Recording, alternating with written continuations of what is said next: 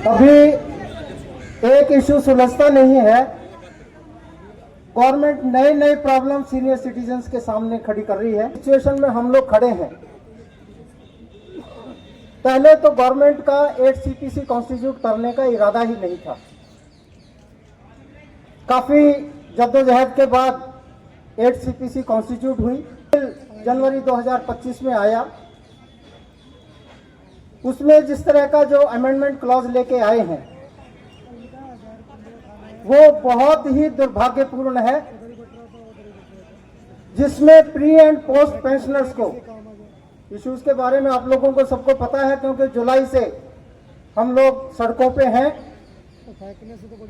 और जो NCCPA के कॉन्स्टिट्यूएंट प्लस जो कॉन्स्टिट्यूएंट NCCPA के नहीं है, वो भी हमारा एक अलग से प्लेटफॉर्म बना है, form of civil pensioners association, on the basis of the date of retirement. और उससे भी ज्यादा खतरनाक बात क्या है कि ये रूल जो अमेंड किया है वो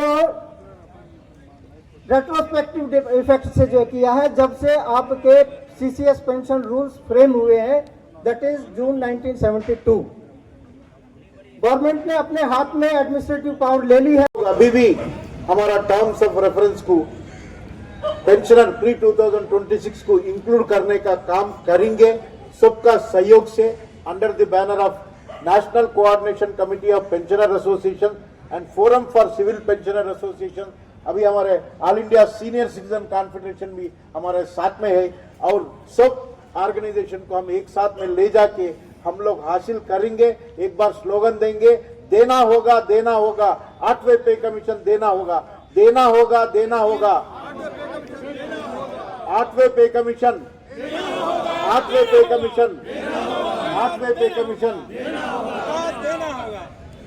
वैलिडेशन बिल रद्द करो, वैलिडेशन रूल्स रद्द करो, रद्द करो, रद्द करो, रद्द करो, रद्द करो, वैलिडेशन रूल्स रद्द करो, रद्द करो, वैलिडेशन रूल्स रद्द करो, रद्द करो। Thank you very much comrade. सरकार का नींद टूटेगा। मैं एक RW का प्रेसिडेंट हूँ। 4,500 फ्लैट करोड़पतियों के फ्लैट जो है हमारे अंडर में है। आपको आश्चर्य होगा कि ये जो करोड़ करोड़ रुपए के फ्लैट में रह गए हैं, उनको पानी का दिक्कत है, प्रॉपर वाटर नहीं आता है। वो कहते हैं हमारा जो हेयर है ना, ये बाल खड़ा हो जा रहा है, लेकिन फिर भी उनको चिंता नहीं है। वो कहते हैं RW जाने। सिर्फ RW के जाने से नहीं होगा, आपको ही आना होगा, एक साथ चलना होगा, तब सरकार से आपको हम लोग all India retired railway man federation 18 lakh pensioners spread over सब भारत देश में हर डिवीजन में है। हम लोगों का शाखा है। हम लोग अभी जो वैलिडेशन ऑफ पेंशन रूल्स नवंबर 25 को लागू किया गया, वो बिल के तौर पर हम लोगों को 8वें पे कमीशन में टर्म्स ऑफ रेफरेंस में हम लोगों को इंक्लूड नहीं किया। हम लोग उसके लिए संगठन करे हैं, हम लोग 3-4 बार संगठन करे हैं और भी करने वाला है। हम ऑर्डिनरी पेंशनर्स के पास जाके उनको जो दिक्कतें होने वाला है, 10 साल को एक बार जो पे कमीशन आ रहा है, पेंशन में बढ़ोतरी हो रहा है, अभी रुकावट आने वाला है बोल के हम पेंशनर को जगाएंगे।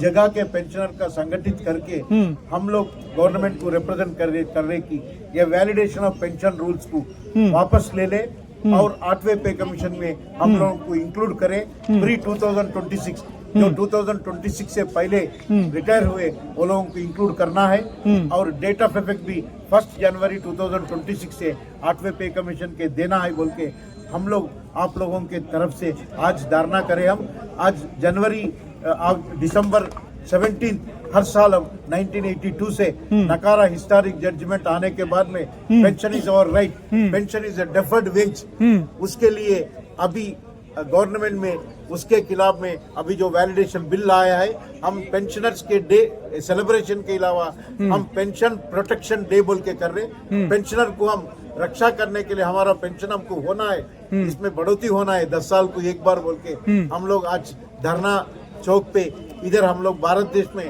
हर ब्रांच में हमारे लोग पेंशनर डे के दिन पेंशनर प्रोटेक्शन डे बना रहे। All India retired railway man federation N affiliate of National Coordination Committee of Pensioner Association and Forum for Civil Pensioner Association and affiliated to All India Senior Citizen Confederation, पूरा संस्थाओं के तरफ से हमको support है। आज हम धरना सक्सेस करें। हम लोग बहुत दूर दूर से आके आज ये धरना सक्सेस करें। हम लोगों को गवर्नमेंट को ऑलरेडी मेमोरेंडम दे चुके हैं। रिपब्लिकन पार्टी के तरफ से भी हमारा कार्यकर्ता आए हैं, पेरम नागेश्वर राव जी आए, मैडम आए, सब लोग आए, वो लोग भी हमको सपोर्ट दे रहे। All India senior citizen confederation, national coordination committee of pensioner association, सब सिविल सोसाइटी ऑर्गेनाइजेशन हमको आज सपोर्ट देके हमारा 8वें पे कमीशन में हमको पेंशन में बढ़ोतरी आना चाहिए।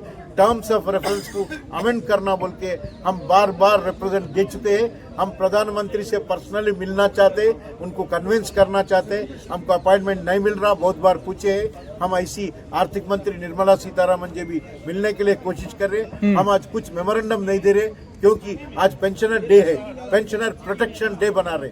हम लोग पेंशनर को रक्षा करने के लिए आज देश भर में हर जगह बनाए, जंतर मंतर के पास भी बड़ी संख्या में हम लोग इधर बनाए। आप लोगों के तरफ से हम पूरा पेंशनर को देंगे कि 8वें पे कमीशन में हम बढ़ोतरी लेके रहेंगे। गवर्नमेंट ने अमेंडमेंट देके, इससे पहले ऐसी हुआ था 4th पे कमीशन में भी हम लोग टर्म्स ऑफ रेफरेंस को अमेंड करा के हम बेनिफिट ले चुके हैं।